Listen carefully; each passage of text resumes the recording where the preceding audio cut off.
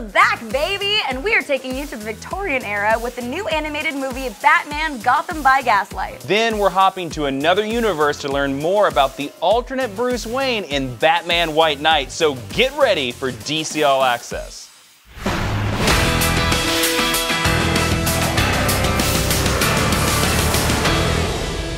Hey guys, I'm Whitney Moore. And I'm Jason Inman. We traveled to the ends of the multiverse to round up all the DC news you need to know. DC is taking over the teenage set with 2 brand new imprints for younger readers. DC Inc. will specialize in books for teens with early titles starring Harley Quinn, Mira, and Batman.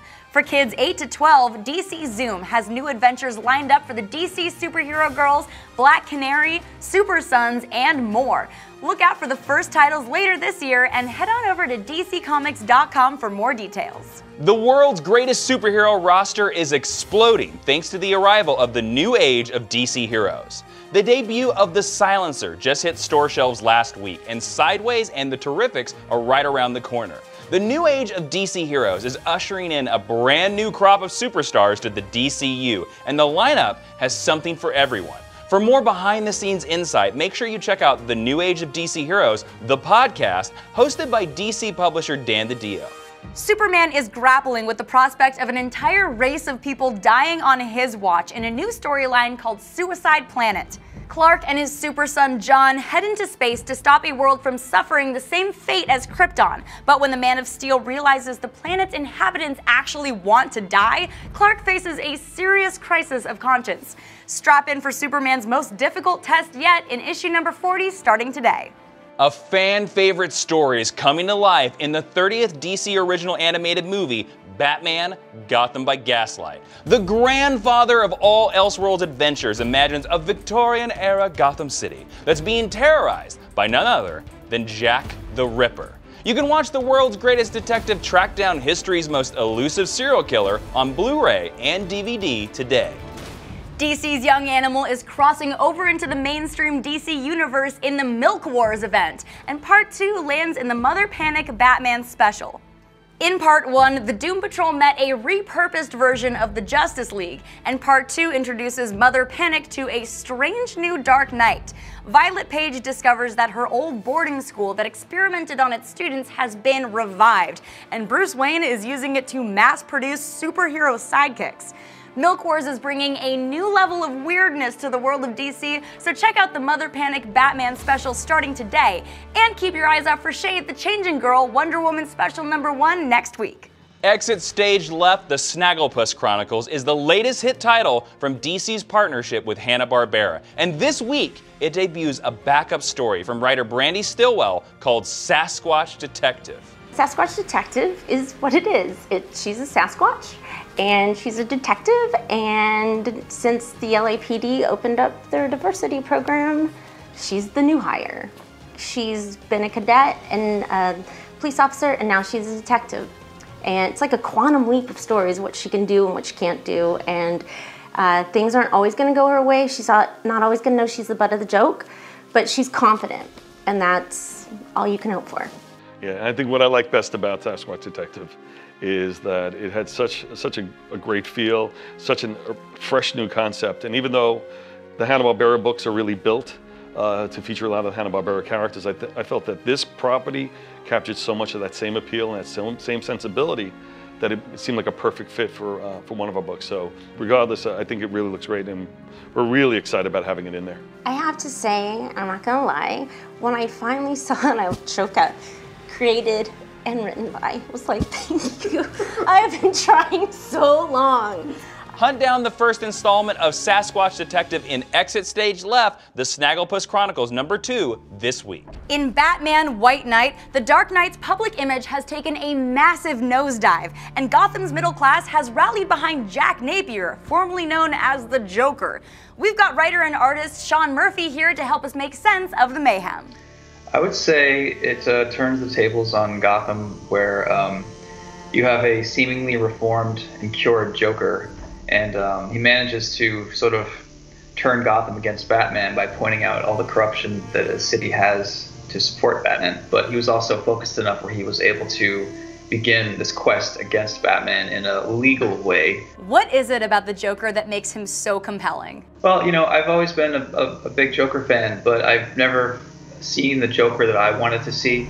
I grew up watching the animated series in the 90s, and as much as I liked the Joker, I thought, this guy has got to be even more dangerous if he didn't have his psychosis or his disease or whatever. So he wasn't this like giggling crazy maniac. What if he was cured and turned into like Don Draper? And what if Batman was still convinced that he was evil, but he wasn't able to do anything about it because Jack Napier, as he's known in my story, hasn't even crossed the street illegally at this point. Like there's nothing that anybody can do about it, and everyone's just waiting for the other shoe to drop, but it doesn't. Are there any other villains joining the series down the line that we should keep an eye out for? All the villains that I've sort of put in are already in this story. They're all animated series villains. I guess the only new villain I introduced was Neo Joker. The idea that it's Harley Quinn. Over the years, there was a switch, and the Joker never caught it because he's just a narcissist egomaniac. So one of the Harley Quinns was sort of like the better, good, cute version, the classic like jester Harley. And when it became too much for her, she finally tapped out and said, I can't do this anymore. This is too much. Like, I thought I loved you, but give me a break. So Joker accidentally drafted in a new Harley, this woman named Marion Drews, who became the Suicide Squad version. So she's sort of the cheerleader with the bat and the bubble gum and all that stuff. Because there's a civil war between Harley fans over which version is better. And I thought, well, why not just separate them? And in doing that, you sort of have Jack Napier caught in the middle of, do you want to be good, i.e.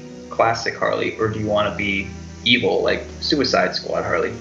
So I think that I sort of took the focus off of all the other villains, mostly to sort of highlight Neo Joker. Why did you tie the Waynes to Mr. Freeze? It's crazy, the Von Braun stuff, Von Freeze, like I can't believe no one ever thought of it. I mean, it seems like, you know, Victor's probably German. I mean, why wouldn't it go back to World War II? And I decided to make his wife Nora Jewish, so his family never approved, and they had kind of a Romeo and Juliet thing, and Victor eventually hated his father, thus hating the Nazis or whatever. I'm a big history fan, and when I read about the history of Von Braun, who worked for the Germans, he was a scientist who came to the U.S. after he was captured, and he was so good with rocketry and all the stuff that entails that the U.S. gave him a pass in order for him to help develop these weapons to help the Allies. I just sort of thought, well, what if Victor's father was Baron von Braun, but he was good with cryogenics and he had something that the Allies would want? And what if Bruce's dad was part of it? You know, he was willing to work together with a possible enemy in order to use this cryogenic technology for medicine to help people. Like, what would he be willing to compromise as far as his values? And I know that's something that happened a lot in World War II, and I thought that it would be an interesting thing to put into Gotham. And by the end of Volume 1, we'll realize just how far Bruce's family goes back and their commitment to helping Gotham. Where is the story headed after this? I think that White Knight has done better than anybody expected, and DC is very interested in doing a sequel, as am I. So I'm currently talking to them about a sequel, and I already have an idea in mind. One would be what happens after the fallout of Volume 1, of course. And I sort of see Bruce going on a journey. I know that before he became Batman, he went on a journey to figure out what he wanted to do before he put on the cowl. And I think in Volume 2 will be his second version where he's been Batman and it hasn't quite worked out. And now what does he do? By the end of Volume 1, he actually mentions, I'm going to tell everybody who I am, because nobody can trust me if you don't know who I am. And Volume 2 is him dealing with that idea. Should he tell people? Gordon doesn't think he should. Some people say, yeah, he should. And while he's making these decisions, he's also learning a lot about his own history. You can pick up Batman White Knight #5 today, and here is a complete list of the new DC titles coming out this week.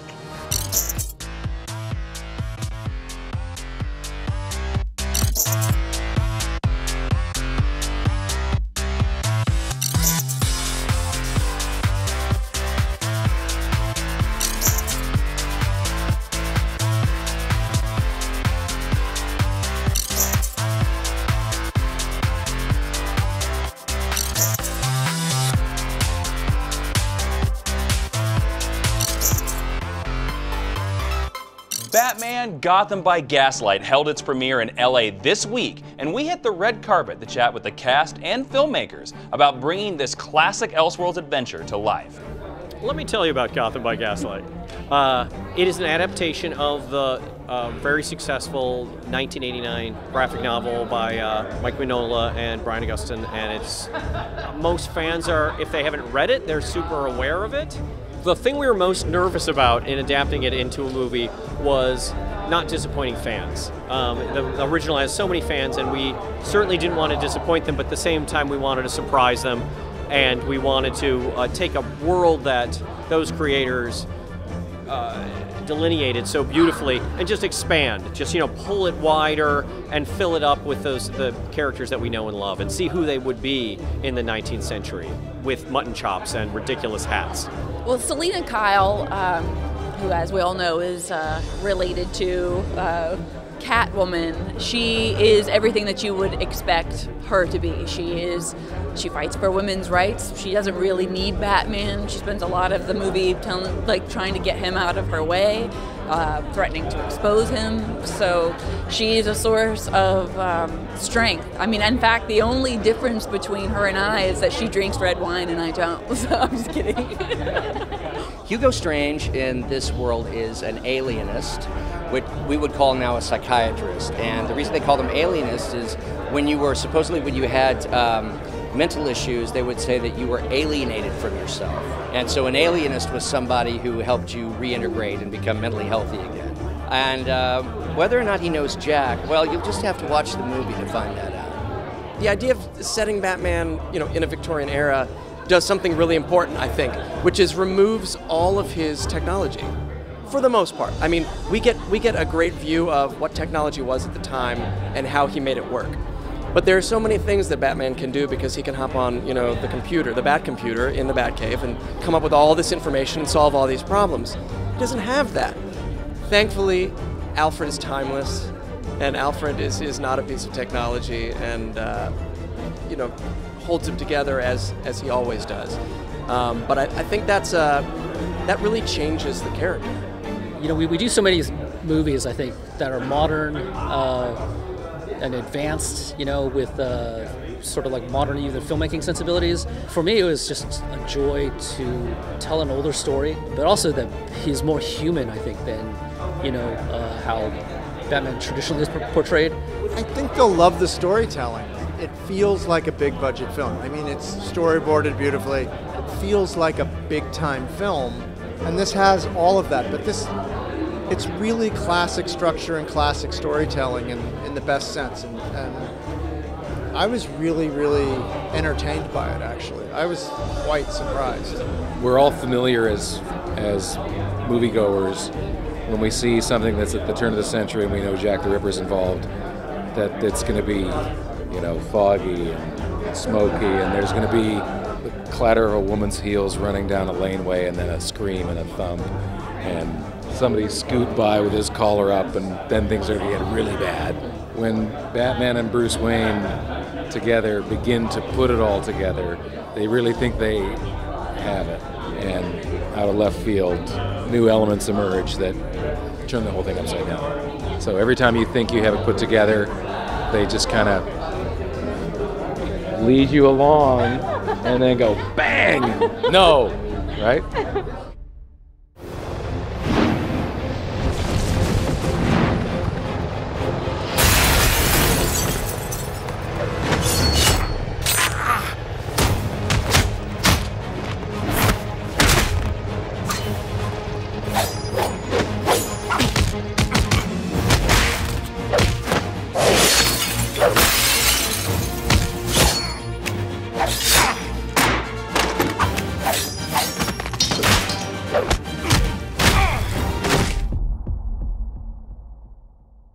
If I had a nickel for every panel of the week, I'd have like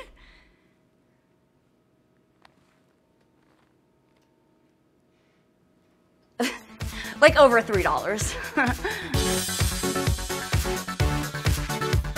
Before we go, we've got a copy of Batman Gotham by Gaslight on Blu-ray and the original graphic novel to give away to one of you. Plus, we're gonna throw in the new Joker PVC statue from DC Collectibles just for good measure. For your chance to win, visit dccomics.com/watchandwin and fill out the form with your information. It's so easy, even your aunt, who always hangs up on you when she tries to put you on speakerphone, she could do it. That's extremely specific. Good luck, and we'll see you tomorrow. Bye, Whitney's aunt.